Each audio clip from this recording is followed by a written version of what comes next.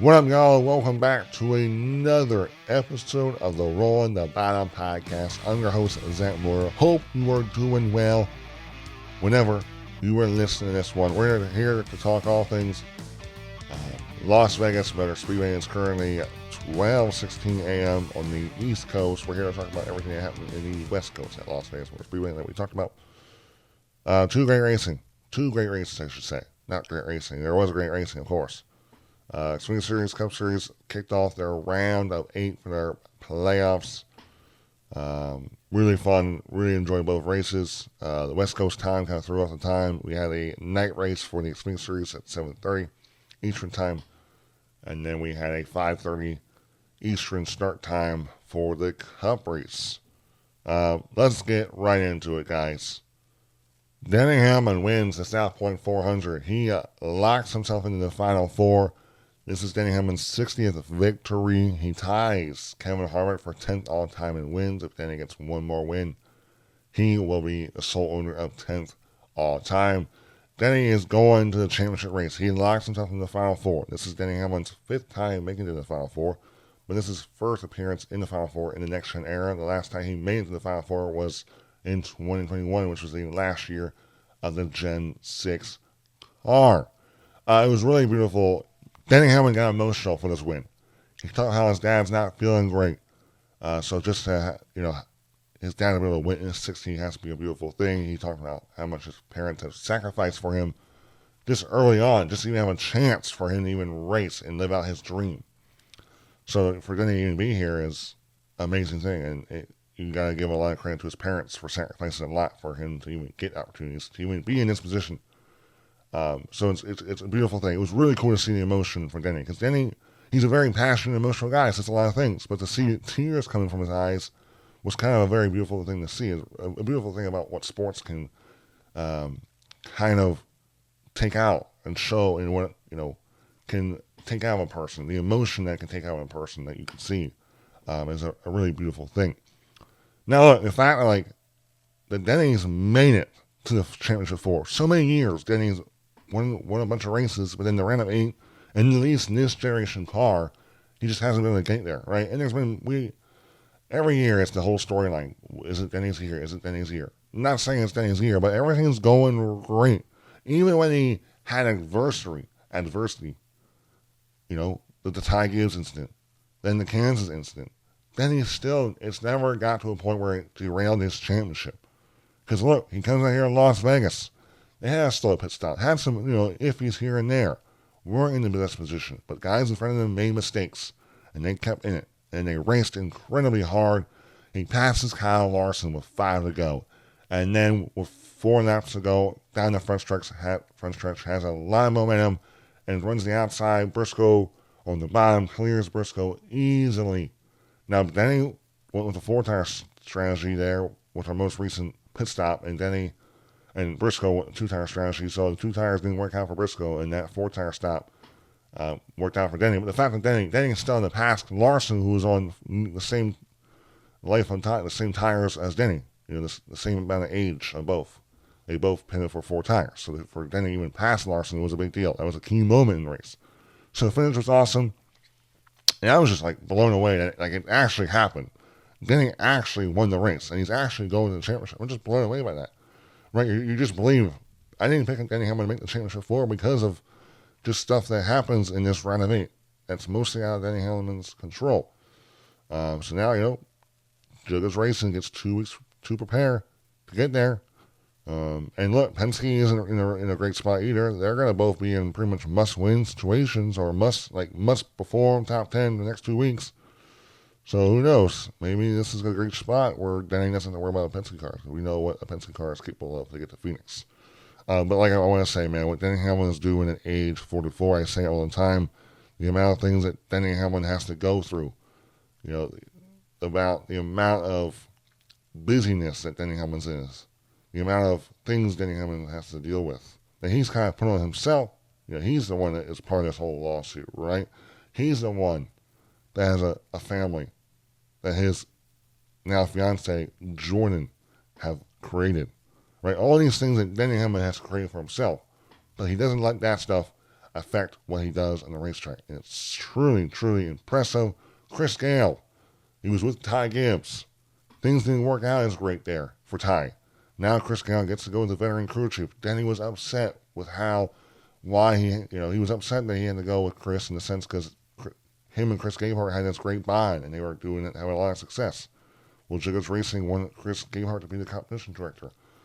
Well, man, that change is looking great right now because Denny Hamlin has 6 victories, the most of anyone this season. So it's just crazy how things just work sometimes, man. When you think the worst, this is the worst case scenario, it ends up turning into a great scenario. Now Denny Hamlin gets to go race for a championship. All right, I've talked a lot about Denny Hamlin, but I want to give Denny Hamlin the credit he deserves because it is impressive, and it's going to be an incredible storyline to follow going into the championship. I think NASCAR, when it comes to storyline, is loving the fact that they're going to have such a polarizing driver in their Final Four race for a championship, for its first championship. Now, we can go a lot of areas with this race. I want to talk about the big changing moment in this race between William Byron and Ty Dillon. William Byron came out the leader through the final scheduled pit stops. Was able to beat out Larson, came out, and Byron got by Larson, had more momentum. Byron pitted before Larson. But then I'm not exactly sure when it happened because I never, the TV didn't catch it, it was under caution. But then Byron got loose and then got passed by the 5 car. And then, was able to settle back in. But the big changing moment, which I thought William Byron was probably the best car in this race. He just looked the fastest. He finished, I got to figure out where Byron won stage 1. He finished top 3 in stage 2. He was really fast in this race. Well, if I want to make sure, with 31 laps to go, Byron's running second. Settled in after getting loose there. And the 10 car of Ty Dillon slowing down to make a pit stop. Byron doesn't know he's slowing down, has no hand out the window, and just obliterates Ty Dillon. Destroys the front of Byron's car. Both cars are destroyed. William Byron, his chances of winning are over. Just like that. And there was a lot of debate. Well, Byron, for one, Ty Dillon never put his hand out the window down the backstretch. Byron had no idea that he was even down there. Ty Dillon says that he was expecting his spotter to tell the 24th spotter that he's coming to pit road. I guess Byron never got that. And also, people were debating, Ty Dillon kind of went up a second lane to make his entrance down the pit road. There was a lot of chaos. It's a terrible situation for Byron. The fact also that it's another Chevy car that ruins Byron's day too is also like a terrible look for Chevy. Chevy on Chevy crime. And like the fact that like it was literally an easy, something that could have been avoided. Literally has to do with just communication. And Ty, I know a lot of drivers put their hands out the window. I don't know if this is how Ty Dillon always does it, where it's his spotter telling whoever to let them know that I'm coming to pit road. But man, it's a game-changing moment in this playoffs. Byron at least came home top 2, a bunch of points, sitting pretty well. But now he comes out of the first race of the playoffs, minus 15, man. In a destroyed race car. Crazy, guys. It's just wild what can happen in these playoffs. And look, man, if Byron gets eliminated, you're going to look back on that moment as the reason that eliminated him from the playoffs. Just crazy. And I feel bad for Ty Dillon. But that entire wreck came down to the non-existence of communication between both teams. And even the fact that like Ty Dillon is even, I don't know, man. Just like, I don't know what to say. Just a bad overall situation for Byron. It has to be frustrating. He has to be frustrated. And I feel bad for Ty too, for him, because I would say that you can blame Ty, of course, for not putting his hand out, but if there's something there that Ty usually expects his spotter to tell whoever is behind him that he's pitting, then I guess you can't blame Ty. I don't know. I don't know the whole chemistry between the 10 and this Ty Dillon and this spotter, right? But their miscommunication ended the fastest Chevy in the race, in my opinion, and a championship contender. Now, keep moving on here. Like the final, the end of this race was exciting, right? Joey Logano was not really, he was meh. Top 15 car all day. If I look here, Joey finished 9th in stage 2 and 10th in stage 1. So a couple stage points, but then he just was kind of running right outside the top 15. After that massive crash with William Byron and Ty Dillon, there was pit stops. We saw, I have the correct, the 19, 22, 6, and 88, they all took 2 tires. 4 tire stops were from the 5, the 48, the 20, the 54, and the 45. That gave the Briscoe and the 22 the front row. We had a restart, and then we had a massive crash. It looked like the 54 was pushing the 48 3 wide, and then it was just a racing deal. They were kind of blaming me. The 20 car Griscoe battle came down on the 45, and a big wreck kind of concorded there. 54, 88, 51, the 3. The 51 of Cody Ware hit really hard there. They were under caution for a long, long time. Luckily, no playoff drivers were involved in that wreck, so no one got serious damage. But I mean, the 54 was sliding. They almost looked like he could have slid down and hit the 11 of Denny Hamlin. But we all know that didn't happen because Denny Hamlin went on to win the race. But that was a scary big wreck. But then the final restart of the day. The 19 gets the restart. 22 stays side by side. They go down the backstretch. This is around 14 laps to go. The 48 has a massive run on both of them. He chooses to go down the bottom and clear the 19 car of Chase Briscoe. And that gives Briscoe the lead. And then that really didn't help Logano, who was on 2 tires.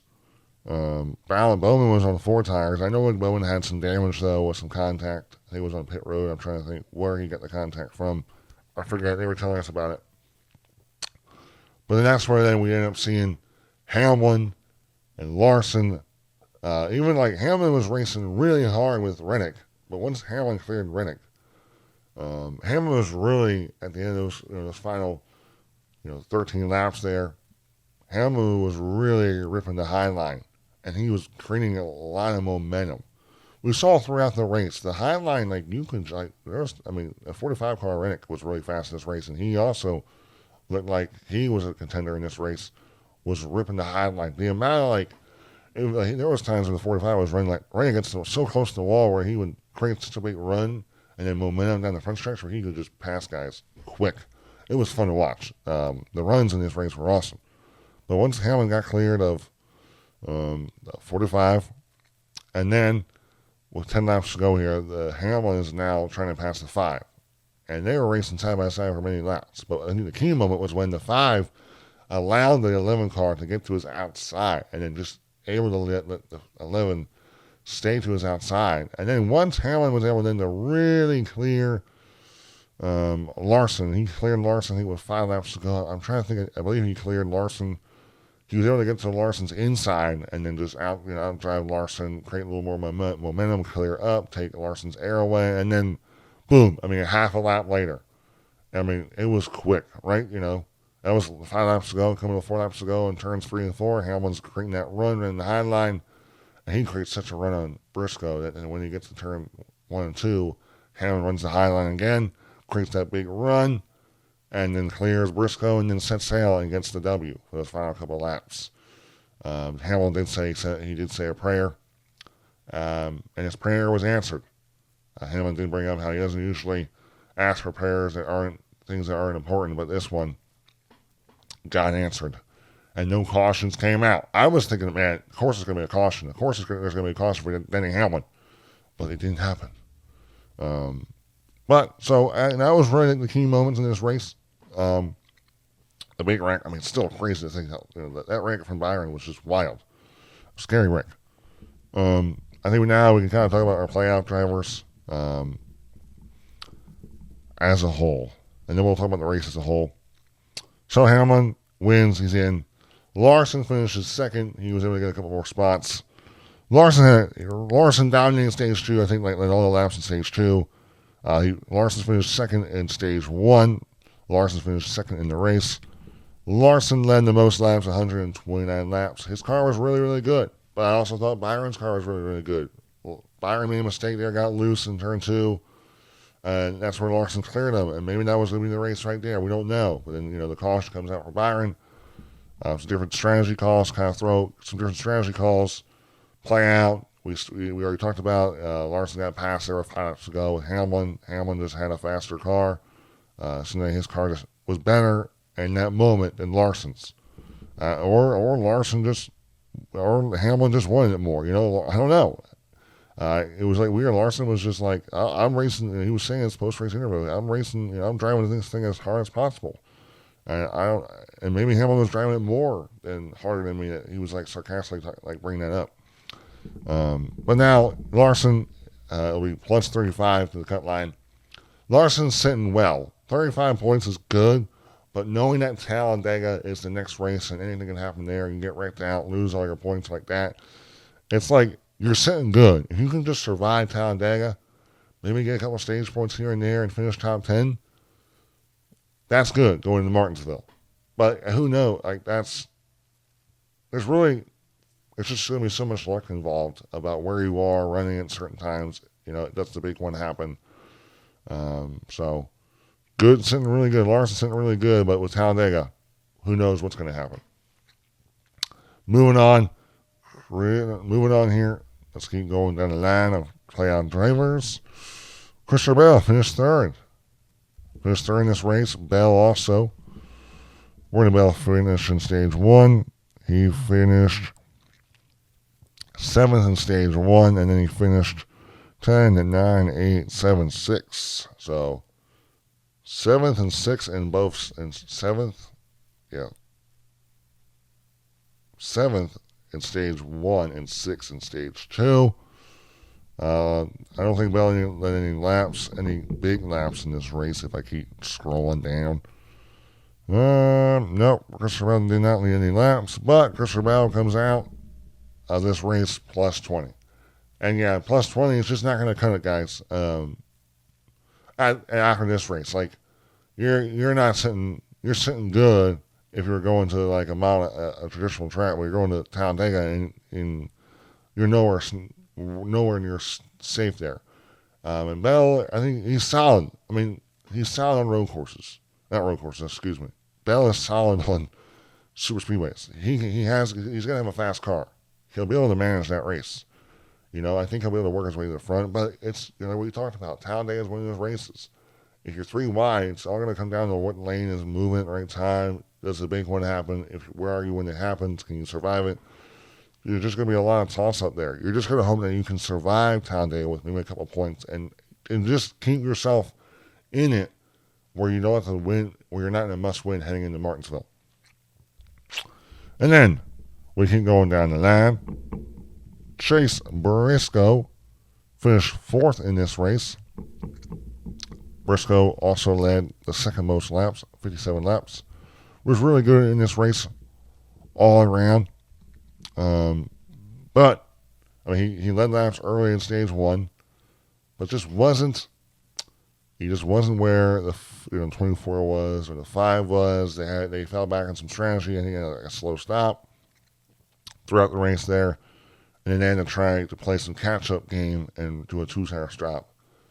That then, didn't work out, where Hamlin with all 4 newer tires was able to clear him with 4 laps to go. He's coming, and he'll be in 4th, plus 15. We already talked about Talladega. You just hope for Chase Briscoe that he can come out of Talladega being above the cut line and being able to just try to manage that race and not have to go into a must-win heading into Martinsville. But overall, solid day. you came out of this race plus 15, feeling pretty good. Now, William Byron, we talked about his incident with Ty Dillon. Just terrible miscommunication with the 10. It's just terrible. Knowing that the 24 had no idea. They had no idea that Ty Dillon was coming down pit road. They never got a hand signal from Ty Dillon.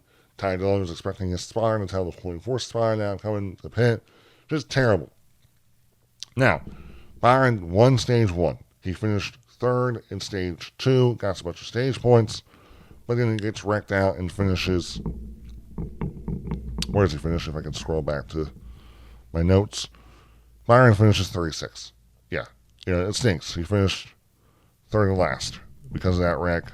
But Byron led the 3rd most laps in this race, 55 laps. Was really, really fast. He gave a little bobble there, leading there after the final pit stops, and lost in the lead. So I don't know if that would have been the race altogether. But, it did cost him the lead, right? So we don't know he would have came back and won the race.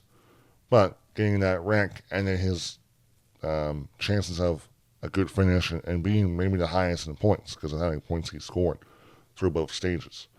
And now, Byron, you're minus 15, man. And I've been saying through all these drivers I've been, talking about. Being minus 15, it's not great going into Talladega knowing you got to go score points in Talladega, but Hendrick Motorsports is always fast. On these super speedways, I think every driver has to go to Talladega trying going on attack mode, not playing safe. You got to go for it, right? You got to go for it. You got to get stage points. Got to just see what happens. You just got to race it. And I say, if Byron can stay within that cut line and go to Martinsville trying to be able to point himself in, he's run really well at Martinsville. He's won at Martinsville in this next-gen car. So that'll be kind of the goal. Stay within the fight. Don't take yourself out of it at Talladega and wreck out and be the must-win. But also, you can wreck in Talladega and not be your fault. But we'll see. And then Chase Elliott.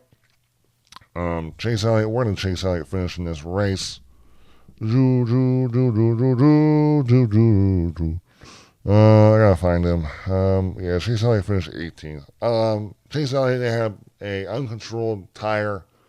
I believe this was in stage 2. That wasn't Chase Elliott's fault. The tire rolled out of their pit box. They went into the 34 pit box. That was in a pass-through penalty. He went on that down, fought his way back to the lucky dog spot. First car, 1 lap down, got back on the lead lap, but wasn't able to really make much more of that. Ended up finishing 18th.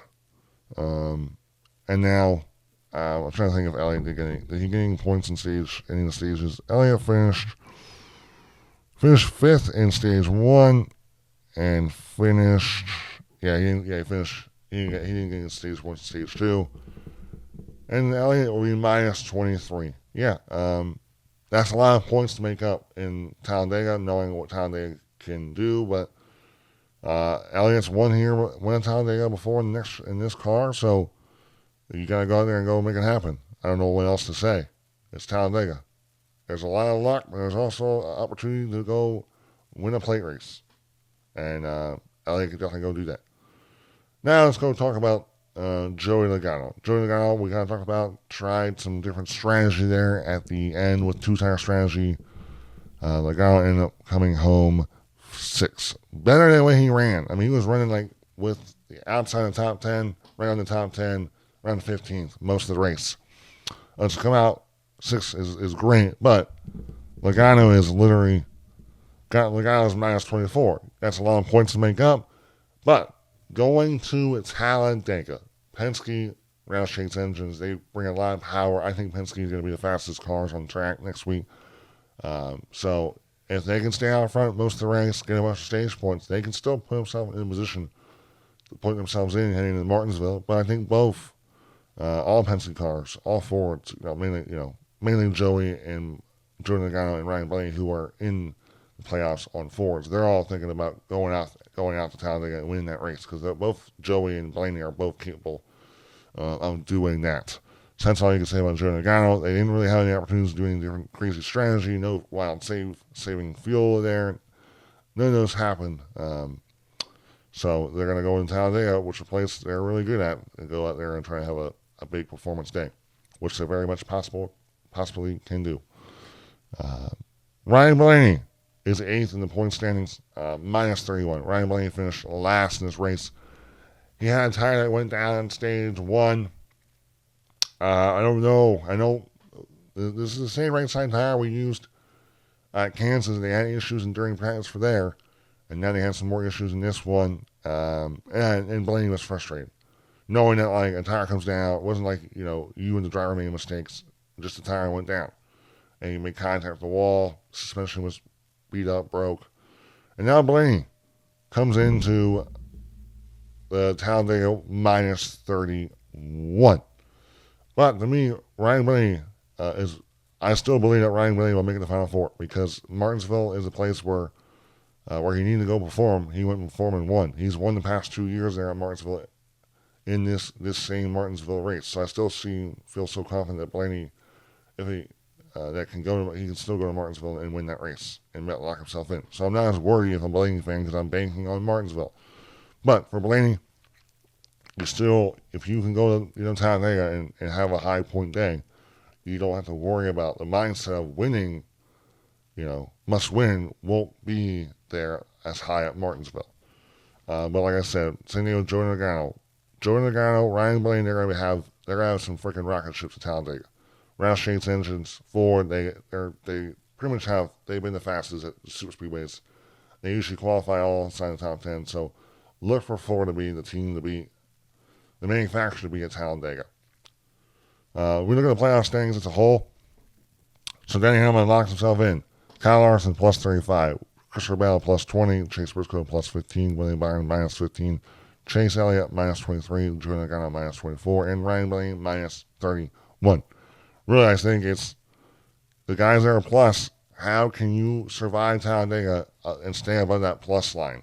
And then the guys below the minus, how can we use Talladega? Even though Talladega, there's a lot that can go out of your control, a lot of luck involved. But how can we use Talladega and say, you know what? We can use Talladega. It's a pack racing. How can we take advantage of Talladega and go in here and have a high performance day? I think Joey Logano and Ryan Blaney are like, you know what? Ford's fast here. Let's use that to our advantage and go out here and go, trying to go dominate this race. It's going to be so fascinating. I'm excited for Talladega. I understand drivers don't like it when it comes to this crowning a champion and deciding who's going to race for a championship. I don't think it's great for your sport. There's too much luck involved. I feel like having a track that involves luck, like a lot of luck, like a lot of freaking luck, in the championship in this part of the season, I don't like. Now, of course, it takes a lot of skill to win, but there's also, with this car, fuel saving, there's just a lot that can be out of your control. That's the only thing I don't like, but it is sure as heck going to be entertaining, so I cannot wait to see what all happens heading into Talladega and see how this playoff standings move throughout the race. Now, as a whole, this Las Vegas race I thought was really, really freaking good, guys. I have some stats here. There was 20 lead changes, 11 drivers led laps. There was 5 cautions for 32 laps. Really, there was only one caution there before in the first 2 stages with Ryan Blaney. Besides that, it was just good old racing. You saw some mistakes from some drivers, pit road, but there wasn't much big strategy. It was just straightforward. Execute on pit road, stay out front, get stage points, race your butt off. The intensity of these drivers was, you could just feel it. How hard these guys are racing, the amount of freaking blocks you would see. One guy, they're running high towards the wall, and then they all have momentum going to turn. They would block each other, take their air away. You see one car, the car that got their air taken away, and they would shoot up the racetrack because they got the air, took it off the nose. It was awesome. It was entertaining. The momentum they could make off the front stretch, go high towards the wall, come down. It was beautiful. It was freaking entertaining as crap. Of course, it got a little wild. There were some of the wrecks there, but we still saw an incredible finish with Denny Hamlin, Kyle Larson, Chase Briscoe. It was awesome. Now, the crowd at Las Vegas wasn't great, but when you're in Vegas, man, there's just so much to do. I think Vegas, it's SMI's date. So they have the right. If they want to move it to one date, they can. But I think when it comes to the racing we've seen with this car, keep it 2 dates, because it was well worth it. It was cool. Glenn Powell, movie superstar, Top Gun guy, not the national anthem. He was the Grand Marshal. I saw Braun Strowman Damian Priest from the WWE, so some celebrities. Beautiful day for the weather. Overall, I thought this was a really, really good race. I was very much entertained. I'll be interested to see when it gets on the Jeff Gluck Good Race poll. Before I go and lead the Cup Series, I just want to see some. I don't want to miss some highlights. I want to highlight some drivers and they had good days. Tyler Reddick, good day. He was right in there. Could have been the guy to win. He was racing hard there with Denny there. After that final restart, Hamlin cleared him. Hamlin's car was fast. I don't know what Hamlin was doing there. I don't know if they made some changes for the short run that worked out for Hamlin, because Hamlin was fast, top 5 car, but he was not where the Hendrick cars were until that final run. But Briscoe 5th, Alex Bowman 7th, good run for Alex. Kyle Busch finished 8th. Man, we have talked about how terrible Kyle Busch's luck's been this year. I feel bad for Kyle. We don't know what Kyle Busch once was. We hope there's still some of that in there. So we saw a little bit of that Kyle Busch magic coming home 8th. That's still good for him to, in his hometown to get a W. Beautiful stuff there. Hey, Ryan Preece 9th, Brad Keselowski 10th, Chris Buescher 12th. A top 12 day for all 3 RFK cars. Beautiful stuff to see. They were both really within contention. Hey, Austin Cindr 11th. Hey, here you go, Noah Gragson 13th. Noah Gragson, the hometown boy, born and raised from Las Vegas, takes home that 13th place in that Russ Truck Center. Come on now. Ricky Stenhouse Jr. 14th. All right, Ricky, that real American beer, 200% American car. Come on now. 15th, Eric Jones. 16th, Michael McDowell. That was really any big notable ones. I know Bubba Wallace finished 22nd. He was in the mix there. But then I think he had a slow pit stop. I'm trying to think. Oh, I think no. He sped on pit road. Bubba Wallace sped on pit road. One thing I want to bring up: Josh Perry won this race in the spring, finishes 26th. Just shows how quick and how long this season is, that you can win that one track and then the next week, the next time you come back, you're running 26 and going a lap down. Crazy times there. Hey, shout out to Catherine Legge finishing 31st. She was better than Carson Hocevar and a bunch of guys that wrecked. But good for her. Overall, guys, I think that was mostly the Cup race. I enjoyed it. I'm probably going to stop recording this video and say I forgot to talk about something. But for now, I think I got it all. Denny Hamlin gets the win, 60th win. Hey, Riley Herbst finished 17th. Was the highest finishing rookie. Okay, that wasn't that important. I do want to bring something up, racing reference.